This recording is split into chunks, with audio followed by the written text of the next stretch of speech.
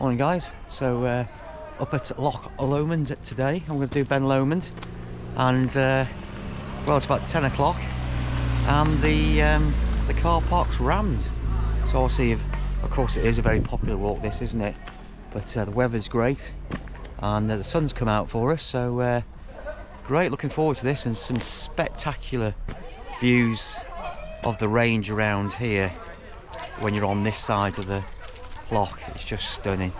And we found a nice little boozer on the other side of the loch, which I'll take some pictures of, in the place called, my pronunciation won't be right, what's it called, size? Is it Loose? Loose? The place where the pub is? Luss? Luss. Loose or Luss. Someone will correct me, no doubt. But yeah, looking forward to it. It's a good crowd here, and well, the weather's clear as well, so we'll get some good views. I've got the camera with me. All right, bring you back later.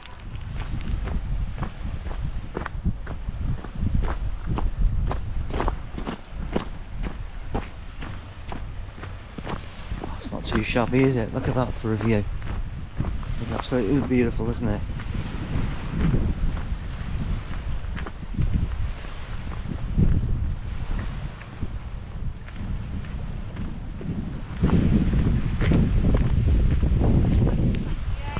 Morning.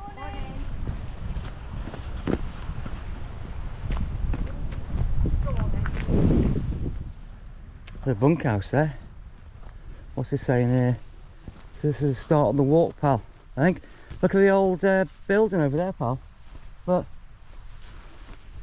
The old thatch place. Look at that. There we go. Over 250 work days are spent maintaining the Ben Lomand hill paths each year.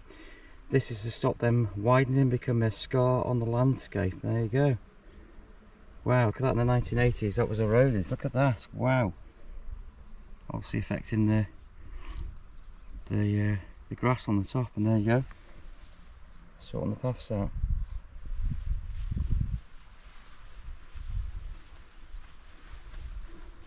So what have we got up here? Butterflies, small mountain ringlet, I can't even pronounce that, ptarmigan, and the common lizard. Ben Lomand is made of metamorphic schist, is it? And grits that were formed over 570 million years ago. Laid down as sediment beds on the ocean floor, then went through long periods of heating, folding and compression before being pushed up into the high plateau. The mountain we see today is the result of millions of years of erosion by wind, rain and ice ages. Yeah, look at that.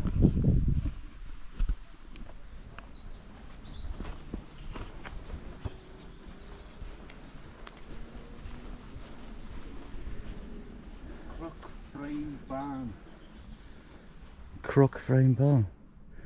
Well, you can have a look at it, can't you? Yeah. Go in.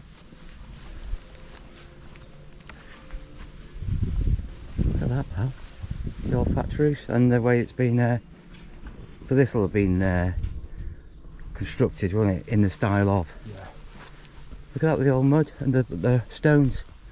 It's great, isn't it? Look at that, pal.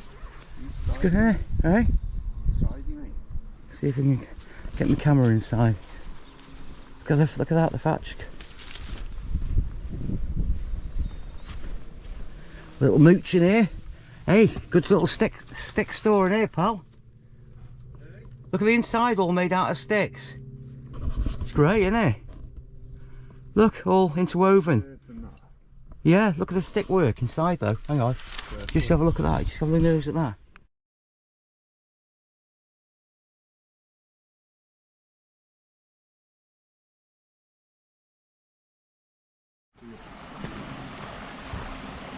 Okay, off we go. Up through the woodland, eh? Here we go. What? How do you pronounce that, mate? Ptarmigan. Ptarmigan. That's a bird. That was on there. Yeah, it's a bird. I was filming it before, but I couldn't pronounce it. But look a bit like a pheasant.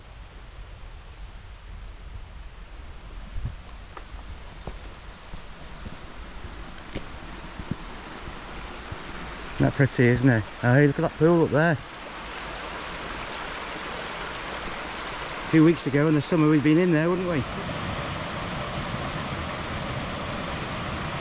So just see the views unfolding over Loch Lomond, and well, I think the weather's going to be kind to us today, but well, look at that.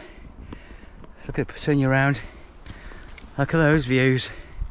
Something else, isn't it? It's a well maintained path, so nothing too challenging, and we're just making our way through this. Well, we've just been through the woodland. We're just getting onto the top where the ferns are. Look at the colours there. Look at the colours. Something else, isn't it? And then you turn around and you're greeted by that. Scotland never disappoints, does it? It's just stunning. It really is stunning. There you go. Take some height now, and these views are just stunning. They really are.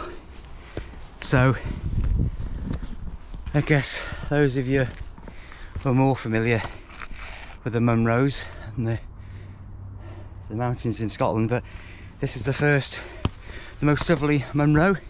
Probably not telling you something you don't already know if you're into your walking, but nonetheless absolutely stunning. So this is I guess you'd call it, would you call it the gateway to the Highlands maybe? But look at that, and wow, just sublime.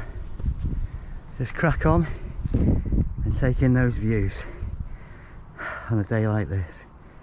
Whoa. And it's nice to see beyond this side of the loch, because obviously there's that busy road that skirts up northwards, isn't there?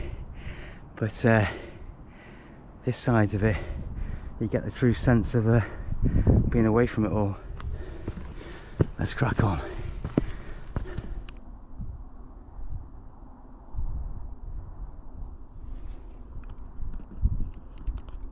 So we're about half an hour into the walk, and the views just keep on unfolding, and further up to the north of the loch and the mountain ranges, you see the ridges behind me, just phenomenal. It's Simon and Wiv's just coming down. I think he's got food poisoning, so I don't think we're going to make it today. I think Ben Lomand will have to wait for another day. So I'll either be on the tops if he's feeling better, or we'll go back to the car park. And Ben Lomand ain't going anywhere, is it? So probably just a short one, but not disappointed. The views, I've got some fantastic pictures.